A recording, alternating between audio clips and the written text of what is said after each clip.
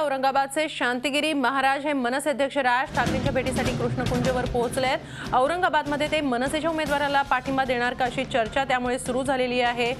शांतिगिरी महाराज यांनी गेली लोकसभा निवडणूक लढवली होती आणि त्यावेळेस लाखाच्या वर त्यांना मतं मिळाली होती। मात्र यावेळेस ते निवडणूक लढवणार नाहीयेत। मात्र ते कुणाला पाठिंबा देत आहेत याकडे सगळ्यांचं लक्ष लागून राहिलं होतं आणि आता कृष्णकुंजवर राज ठाकरेंची त्यांनी भेट घेतलेली आहे। त्यामुळे ते औरंगाबादमध्ये मनसेच्या उमेदवाराला पाठिंबा देणार का अशी चर्चा सुरू झालेली आहे।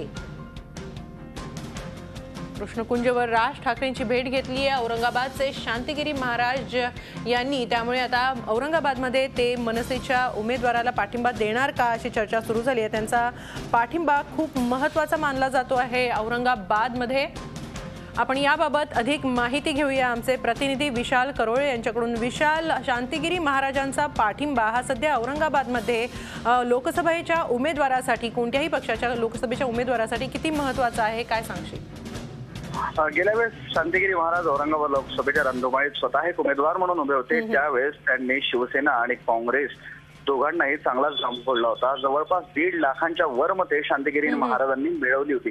मात्र यावेळेस महाराज स्वतः उभे होणार नाही तर कुठल्या तरी एका उमेदवाराला पाठिंबा देणार आहे। त्यामुळे सगळेच पक्ष महाराजांचा पाठिंबा घेण्यासाठी धडपडत आहेत। काँग्रेस असू देत, शिवसेना असू देत, मनसे असू देत किंवा आम आदमी पार्टीचे लोक असू देत, सगळेच त्यांना भेटत आहेत।